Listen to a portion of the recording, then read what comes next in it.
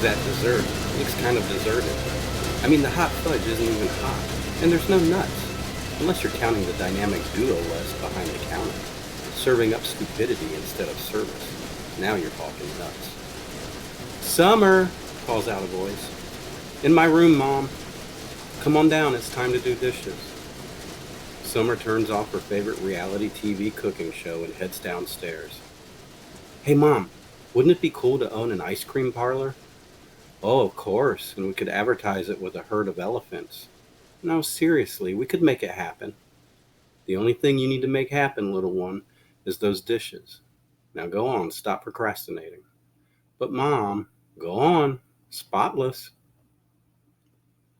7 years later, Summer is giving her valedictorian speech at her college graduation, and she remembers back to those times. And ultimately, it was at this time that she chose to head down a path that would forever change her destiny.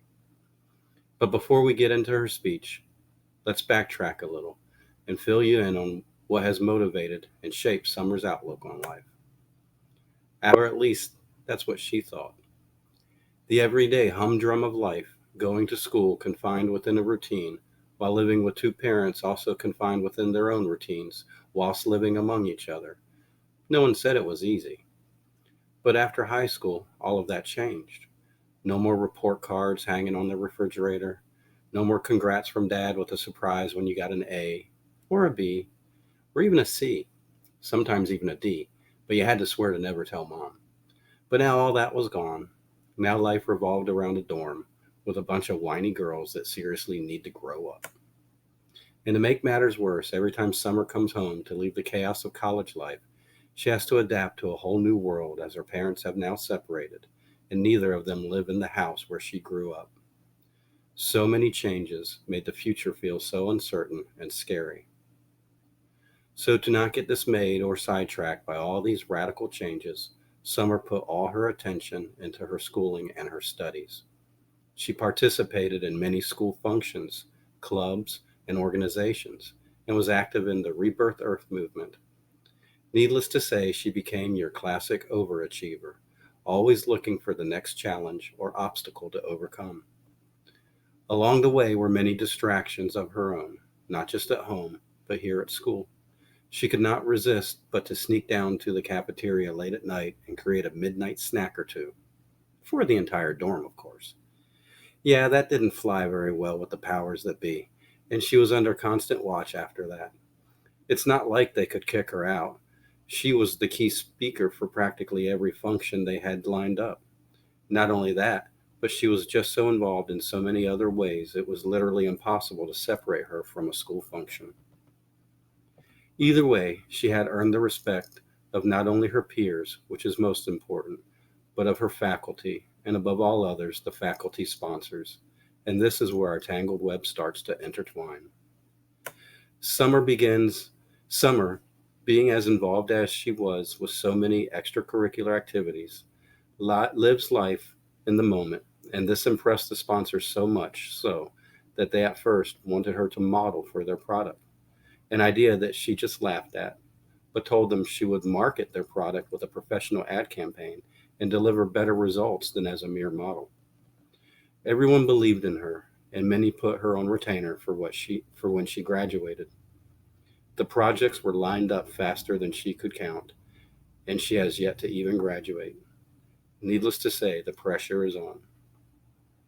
Summer buckles down and starts working extra hard, dedicating her time to figuring out each corporation's strengths and weaknesses. Then she carefully crafts a detailed plan of attack for each one to spearhead into a financial windfall.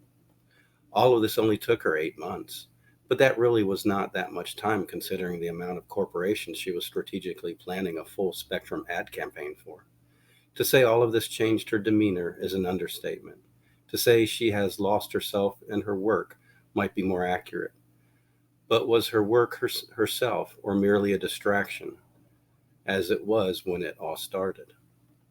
In the end, it did not matter because right before graduation, she went on a trip back home, not to her mother's new house, and no, not to her father's new penthouse. She went to her best friend's house, her best friend she lived next door to for all those years.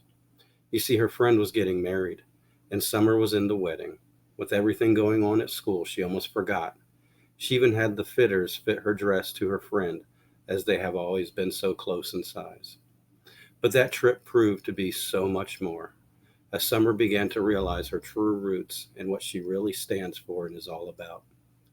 She could not pinpoint any single event, that of the day, that jolted her recollection of her true self, but she knew at once who she was and who she needs to be. When she returned to school after her trip, everything felt different. A lot of things that she put a lot of emphasis on now had very little meaning to her. But her mind was focused and it was working on an equation.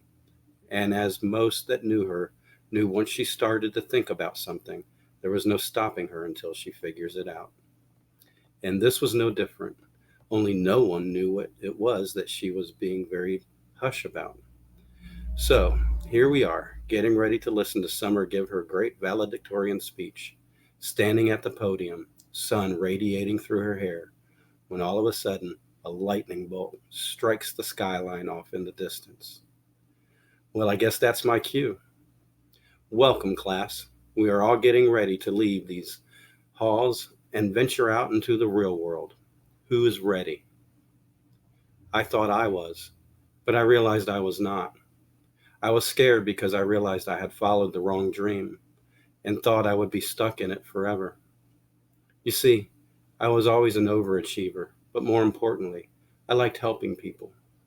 As time went on, I focused all my energy on solving everyone else's problems, only to find myself waking up each day with my own, and they were not going away. I was so confused. I'm at the top of my class. Multiple billion-dollar companies have entrusted me with their branding. So why am I not happy? What is missing in my life? I recently went home over the holidays. My best friend was getting married. Trust me when I tell you that this is not what I am missing. But I was missing something. And I use the word was because at that moment back home, I realized what it was I had been missing all these years. What it was that my psyche was yearning for and my soul was held vacant. It was my passion.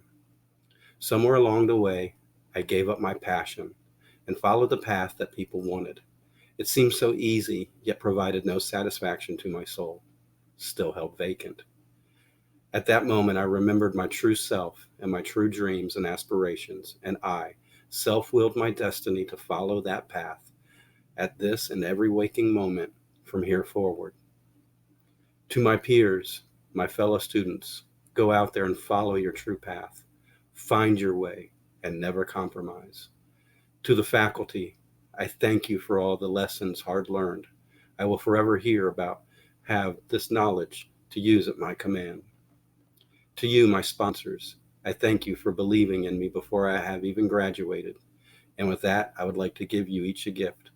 I have mailed each of you a package, and it contains a lesson plan and software I developed specifically for your company. If you use it, the royalty agreement is in the package. If you don't, I understand.